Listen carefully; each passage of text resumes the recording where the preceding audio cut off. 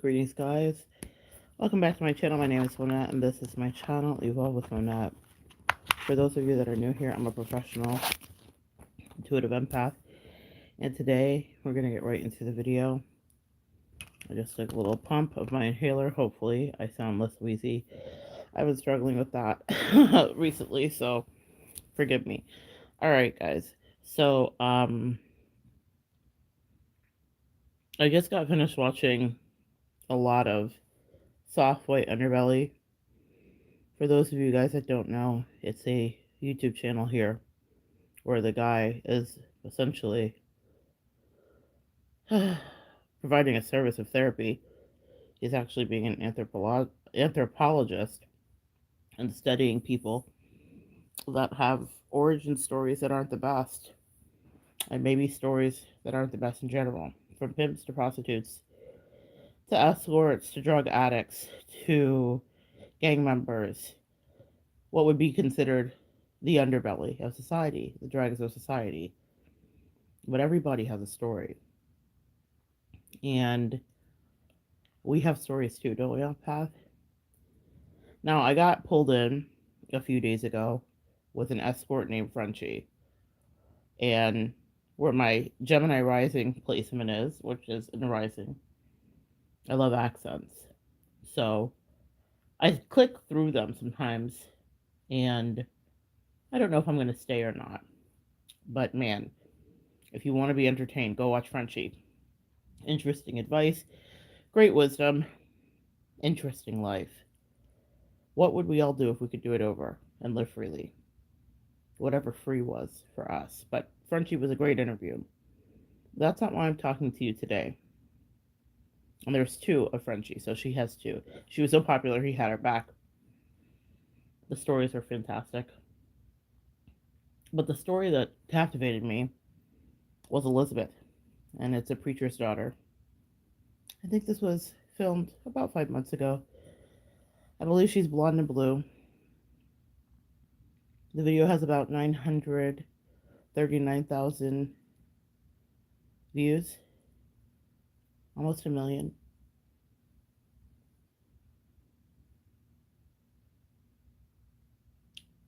I was captivated because within the first 3 minutes, she describes the birth of an empath. And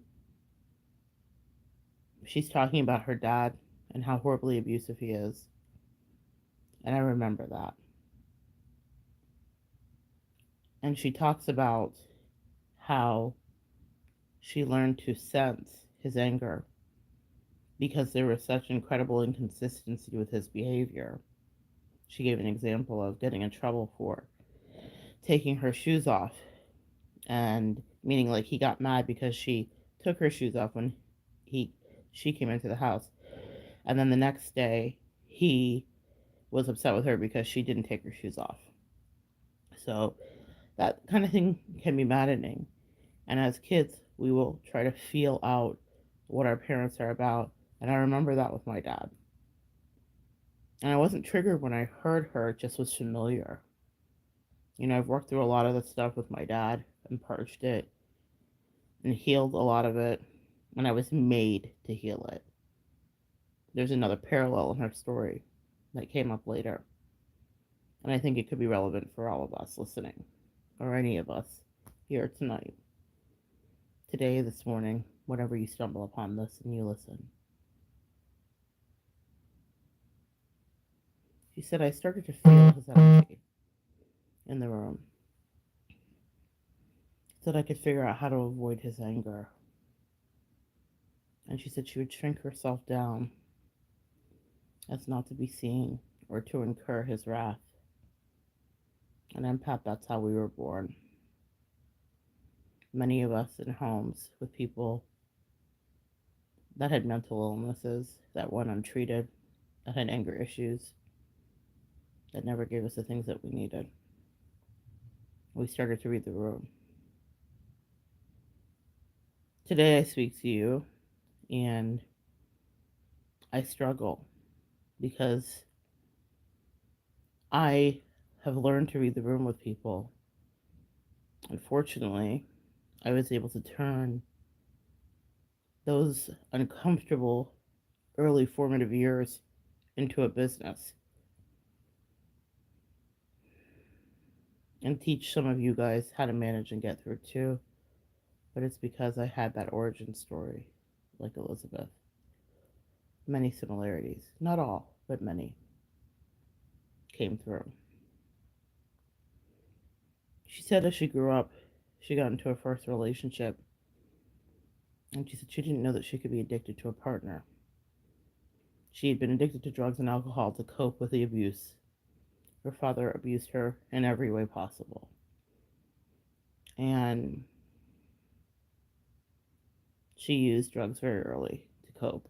Her brother introduced her because it was his coping mechanism too, growing up in the same household. So it's what they would do. And she said when she was 18, she met somebody and he treated her so poorly, so badly. And she was so addicted to the sex chemically, addicted to him, she didn't know it was a thing that could be. How many of us empaths listening have been love addicts? Now, I work with a lot of people that have love addictions. They might not even realize they do. I definitely know what it is to be in the thrall of a romance that you think is tried and true, but is only going to leave you blue and maybe destitute. I've watched people throw their lives away for love addictions. It's nothing that I've done. I haven't done that one, but I've definitely derailed my life for love, attraction, or misleading. So I relate. Powerful insight she gave. She meanders through her story. I would highly recommend you go listen to it if this catches you. And she gets to a place where she gets into meditation after many rehabs and attempts to kill herself. And she starts meditating, and a sentient being comes through. She said she called a friend because she woke up one morning and she was paralyzed, and she heard this high pitched buzzing, and there was this form, non form, standing by her side, and he touched the side of her head, or it touched the side of her head. She said she called one of her more woo woo friends, and they said, "Oh, that's just aliens or angels. Yeah, they rewire our brains sometimes. It's good to have that weird friend, huh? Maybe here, I can be your weird friend. That will decode some of the things that happen." And her life began to change after that. She began to get spiritual traction, but meditation came into play. She talked about being averse to commitment, never having kids purposely, never wanting marriage, actually, because she didn't know how to function and be whole. The abuse had worn through her soul. It made me have compassion on people in my life, though I never want them again by my side. My angels are always working on healing me, so I wanted to pass a message on to thee. Some of the people that damaged us were so damaged that they would push away the best of things. Something she said really resonated. She said when she was in the addiction with the person when she was 18, he was familiar and comfortable. He reminded her of her dad, the abuse, the chaos, the instability, the inconsistencies.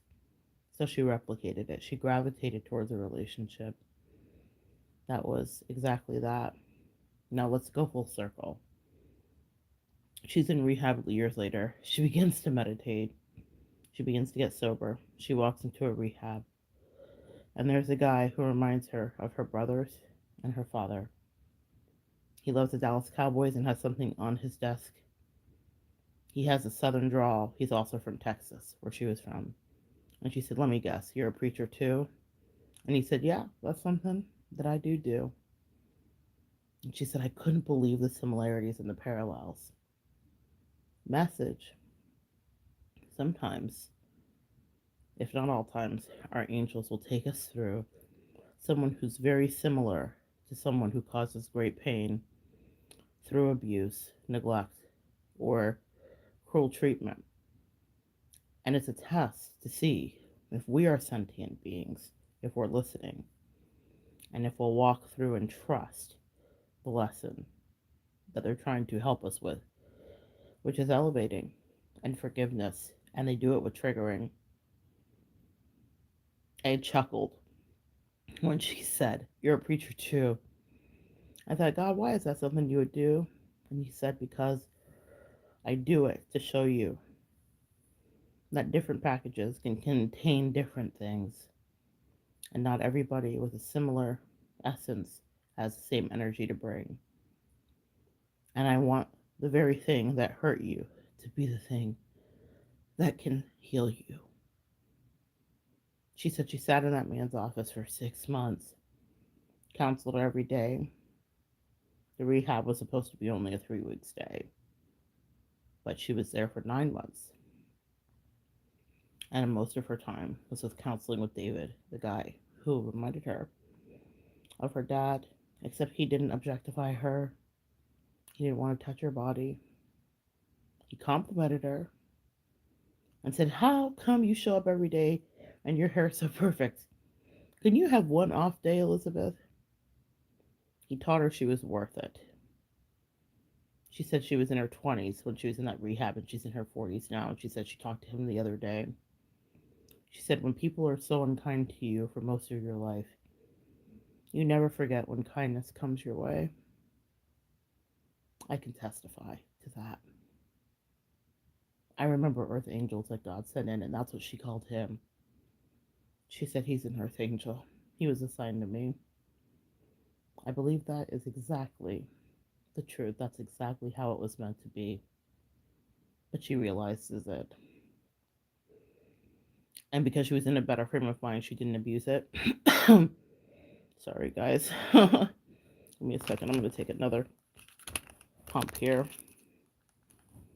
I'm struggling with my breathing.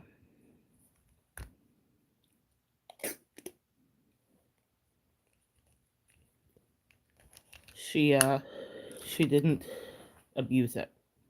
She didn't push it away, but that's because she just happened to be in the right frame of mind. It's because she just happened to be in a place where she was open to rewiring her mind. In my life, I had a similar thing happen, and that's why her story caught me. But before I say that, I'll finish up with her story. Her father, who she didn't speak to for 13 years, ended up back in her life by accident because she made an appointment to see her mother. Her father picked up, and he was in tears. He said, "I prayed for the day that God would bring you back my way. I'm so sorry for everything I did for you." He sexually abused her. He emotionally abused her. He physically abused her. Those were all of the things he did do. She was so pissed at him. She said, "I couldn't talk to him for 13 years." And then he picks up the phone one day, and there he is on the phone. And he said, "I've been praying and praying for this moment." I don't know how I feel about that. I know that God orchestrates forgiveness, but here's what happened. She was meditating, and she got to bear witness to an angel saying to her, "Call your mom." She called her, and that's when she set up that date. Then she had to rearrange it, and that's when her dad picked up. And a week later, the favorite brother of the family died, who left them all a great deal of money. And she said, it's an angel by her side. He showed up in the reading, not the reading, in the interview. As she was talking, she acknowledged his presence. She says, "I feel him here." She says, "I was so grateful that I was obedient to the guidance of God to reach out, because it would have been so awkward to interact with my father after 13 years of not speaking at a funeral for our favorite brother. But God orchestrated it so that it would have been, the ice was broken beforehand." I'm not telling you have to reach back out to your abusers, but if you are guided to do so, then pray about it. Make sure it's something you know. She is now finished school for spiritual education in the metaphysical practices, in that way. She's found herself. It's the empath's journey. It's the hero's journey. It's the alchemist's journey. We transmute empath. Sometimes the deepest abuses and neglects, and it is us who is asked to forgive those who sinned against us.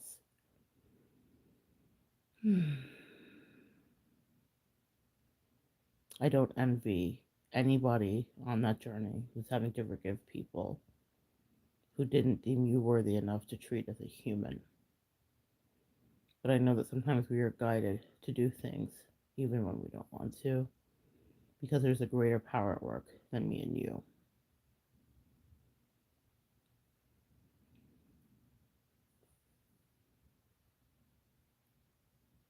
I had a similar full circle moment. You guys have heard me in jovial ways talk about my bestie, but allow me to share with vulnerability the truth. The person in my life reminded me greatly of someone I knew in my youth. Just like Elizabeth, God aligned similarities that were so uncanny so that I could heal, that I was almost scared to be in relationship because I wasn't sure it was real. I didn't trust myself. She triggered me. She didn't do anything other than be delightful, an earth angel, and come with the best, most solid, consistent energy I've ever had in my life. But I felt just like Elizabeth did about David, that counselor in her life. This person didn't want me. She didn't want to touch my body. She didn't want to siphon energy from me. There was no weird cross boundaries. I couldn't compute it because of the abusive situations I'd been in where there was never boundaries. But she was so similar to that other person, right down from being from the same state. And that state is Wyoming. You guys have heard me talk about it. Casper and Cheyenne, if you want to get a deeper understanding, there is a video that I made called Casper and Cheyenne. The good person's from Cheyenne. The abusive person, the ghost, is from Casper. I didn't realize how close they were until recently. I'm meaning geographically, like the drive. My friend was back dealing with things regarding her family, my bestie in Wyoming, and for some reason that drive came up. I don't remember why. And I thought, God, these people were 25 something miles apart, or maybe more or less, but either way, it wasn't a great distance. I don't remember exactly what it was, but I was like, how did these two women from across the world, states, the country, find me, a West Indian kid who was born in New York but grew up in the Keys, and they have such similar energy, except one is good and one was broken. I can't even say bad. I mean, I could, and I have. But I'm so sorry, guys, about my asthma situation here. It's better if you speed up the video, then you don't hear my wheezing and craziness. But um, and that's not to say that the good one doesn't have bad in her or that she's not human. And that's one of the things I learned in that situation was to be so careful to put people on pedestals because everyone will fail us. We are human. People will disappoint us. It's something that we proactively do. That person and I, we talk about our flaws actively so that we're not loving each other blindly. But I was triggered by she. She was my David. She is my David, if you will, if we're making the parallel to Elizabeth and soft white underbelly. I thought, God, how? These two women from the same place with the same crackling energy, meaning my attraction for both of them, and by attraction, meaning I instantly recognize them. I don't mean just sexually. I was attracted to one sexually, fully, completely. and had a relationship with her of that nature, Casper. But with Cheyenne, it was soulmate attraction. I recognized her instantly. I didn't trust myself because I was like, oh my God, I've been on this road before. Is she just like her? Is she gonna do me like the other person did me? Is she gonna gaslight me? Is she gonna lie to my face? Is she gonna treat me like I'm the disgrace? Is she gonna break my heart? Is she gonna abuse me? Apparently, I'd grown. I would never allow anyone to use me that way. But we are tested sometimes to see if we got the lesson of who deserves to stay in our life. Turns out, Cheyenne is a blessing. I so related to Elizabeth in that moment, looking at someone and being like, you're a carbon copy of someone who destroyed me. Can I trust you? But it was orchestrated by God and my angels. They said, yeah, it's something you must do. We brought her in with all of her similarities to heal you. The similarities are there, but they couldn't be more different. There's a consistency, there's a protective energy. I feel like sometimes this is crazy to say, but I have a mom energy that was sent my way in the best way. Yes, she's a bestie, but she serves as mom too. She serves as business. She serves as someone tried and true. She's consistent. She shows up. She's everything Casper wasn't. I'm not just comparing for the sake of it, but I just thought it was so interesting that God gave me something so almost similar that I didn't want to take it. I was like, I'm gonna break it. Clearly, this is a trick, but it wasn't.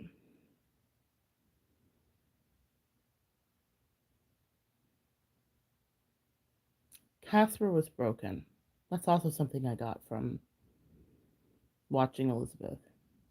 There were parts of Elizabeth that reminded me of Casper, while they looked nothing alike. I think they may have had some overlapping in their life, right down to being a preacher's daughter, who may or may not have been right.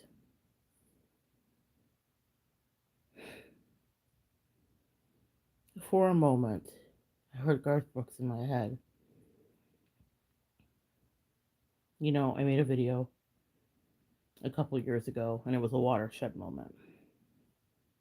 I was dealing with the realization that I was in an abusive relationship, even though it's not something I would have owned while I was in it fully. I didn't. I was in denial. I quoted Garth Brooks to dance. And just now, that same stanza, but in a different way, came back into my head to play.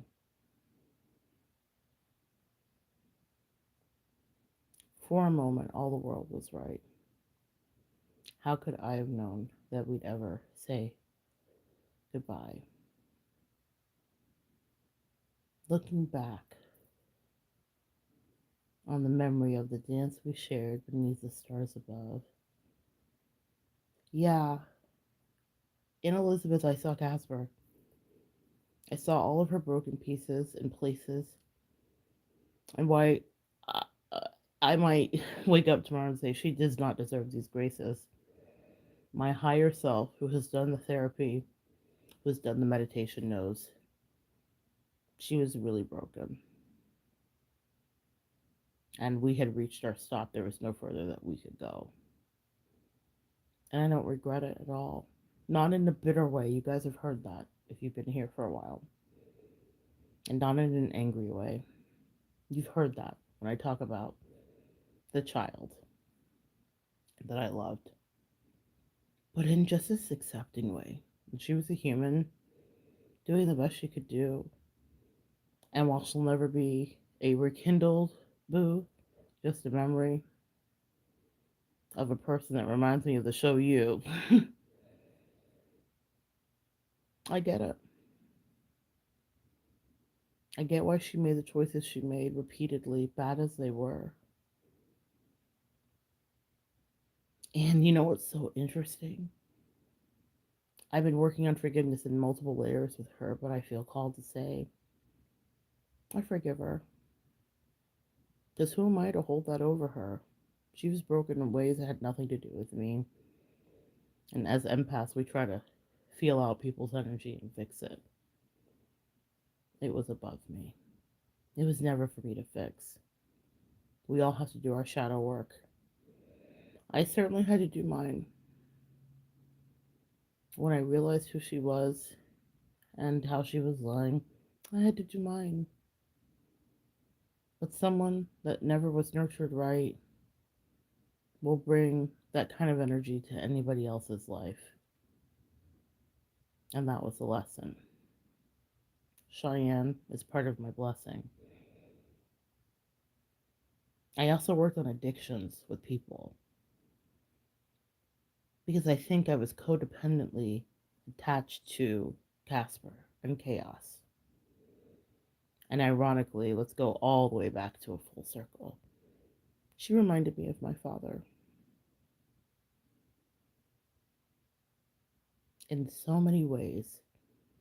She would never know what she had in common with a West Indian black man who had kids for days, who postured as an emperor but took no responsibility. She won't see the parallels, but I do. Who was promiscuous and wild and abusive and cruel, who did silent treatments and punished people, who had a bent for being charismatic and popular, but he used it for evil. They were the same.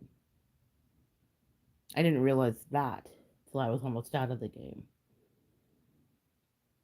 But now I know why I was attracted. See, I was broken too. Now, how's that for full circle, boo?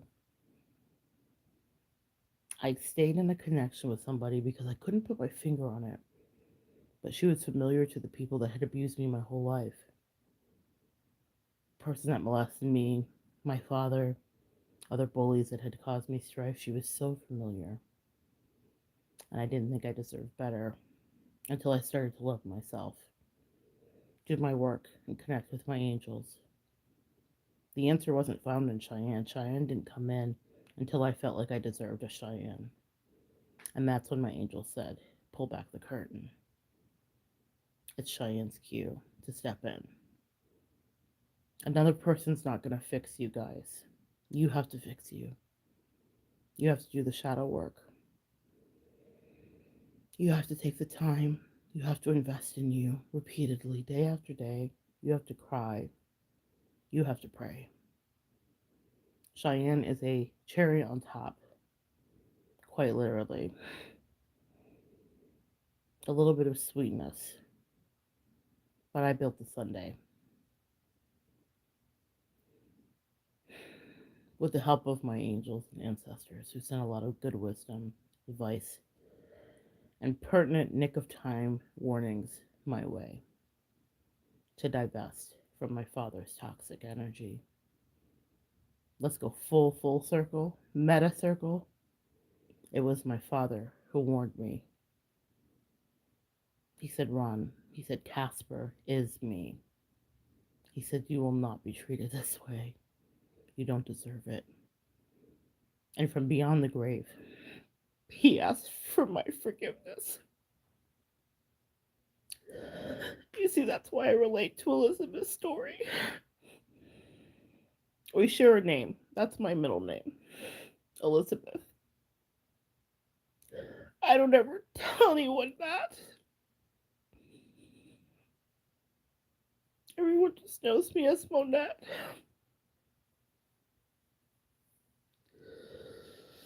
My dad would walk through the house with his booming voice, and he'd say, Mona Lisa, Mona Lisa, men have named thee. You know that song? And it was a nod to my name, Monette, but then Elizabeth, Liz, Lisa. That's what he called me.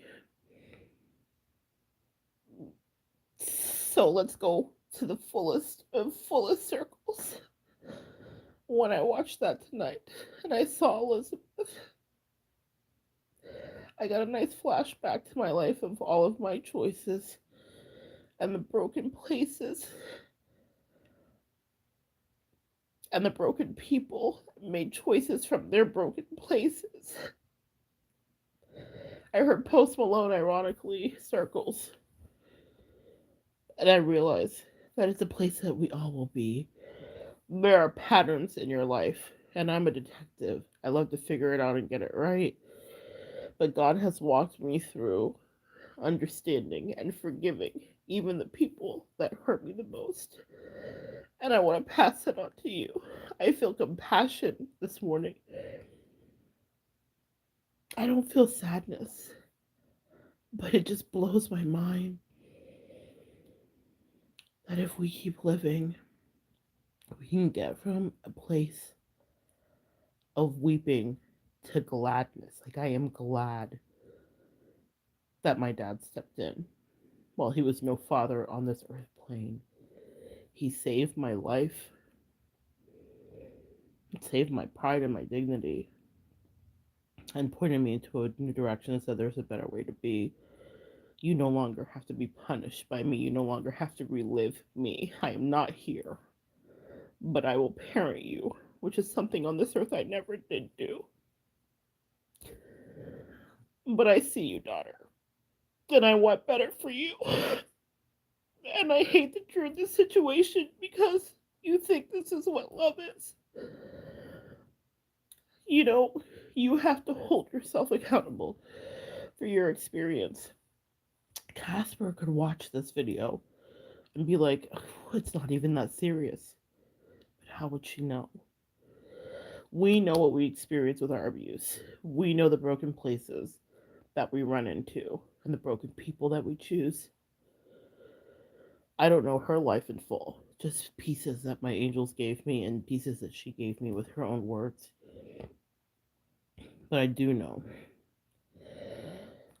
yeah, that I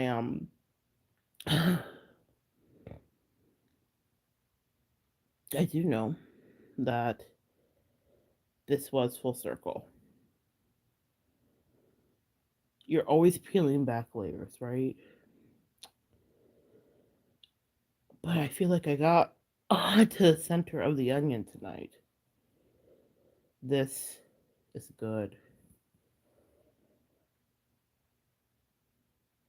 Takeaways. The person that heals you may trigger you, and they may be absolutely safe.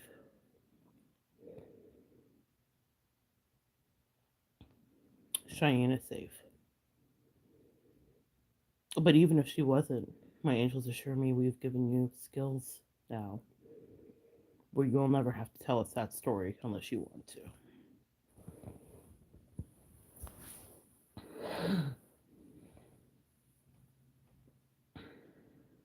What that means is we get to see them coming. So if someone really doesn't mean us well, we'll know. And we get a head start running. That's not the situation here. They said you are actually in the clear. We wanted to test your discernment and see if you would corrupt this beautiful relationship, trying to make it into something that was never good for you. And I didn't do that. I followed the context clues and I allowed it to be exactly what it was supposed to be, which is edifying and nourishing for both me and she. That's what I'm deserving of.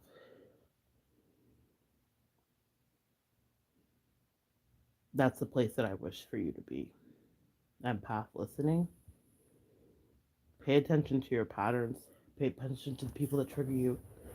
Pay attention to the people you're addicted to or have been addicted to. Heal that codependency. Know about your limitations. And listen to the nudges of your angels, whether they're earth angels or actual angels that come in that point you in new directions. I was pointed into new directions, and I'm so grateful.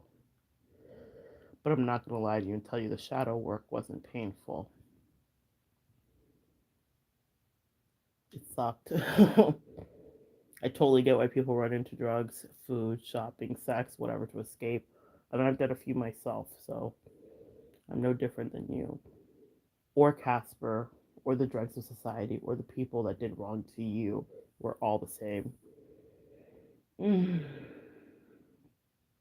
The difference is some of us choose to evolve and some of us choose to remain because I'm not going to lie to you. Facing your pain is a Herculean task, not to be taken in vain. Drugs are delicious. Food is delicious. Sex is delicious. Codependent relationships that are in perpetual honeymoon stages, they're delicious too. But that's not where you find out how to become the better you. The better of you sees that, acknowledges that it's there, and then you struggle with your breathing and you ascend and get into rare air. The air is thin up here. Maybe that's symbolic.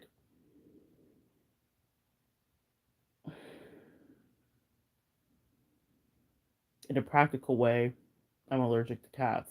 That's where this issue with my breathing is stemming from. That's where it's at. But metaphysically, everything matters. I'm in some rare air right now regarding the fact that I pushed through my pain. I refused evolving into my addiction when all I wanted to do was eat all of the ice cream, all of the cookies. Somehow I went the opposite way with my weight. And I figured out how to push towards the best part of me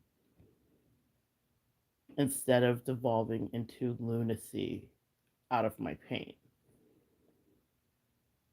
It's a miracle, and one that I do not take for granted. And it's because my angels and ancestors have seeds that they planted, and they said, "You are the little seed."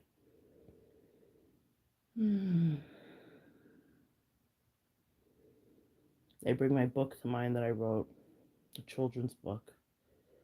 A little seed said to his friends one day, "On my limbs, kids will play, and birds will sing, and bees will buzz, and I will grow strong and stretch towards the sun." "You're crazy," his friends all did say, "for you were not built in a tree kind of way. You're just a seed, small like we. Being a tree is not a possibility." A little seed said to his friends one day, "On my limbs, indeed, children will play, and bees will buzz, and hummingbirds hum, and I will grow big and strong towards the sun." We are seeds that choose to push through. Empath. It's something that we can do. Divine Feminine. Push through your shadow work. Be your own doula and birth the new you. As Deepak Chopra says, there are people waiting for who you are becoming. I held on to that quote 15 years ago, and today I did a live with people that I know were waiting for who I was becoming. And that's the fullest circle. It's worth it to do the hard work. It's worth it to feel your pain and to hurt and not just escape through your drug of choice. It's worth it to find your grounded voice. A little seed said to his friends one day, "On my limbs, kids will play, bees will buzz, and hummingbirds hum, and I will grow big and stretch towards the sun." Reach for the light, empath. Stretch for the stars, empath. Stretch to the sun, earth angel. Your work in the most positive ways has just begun.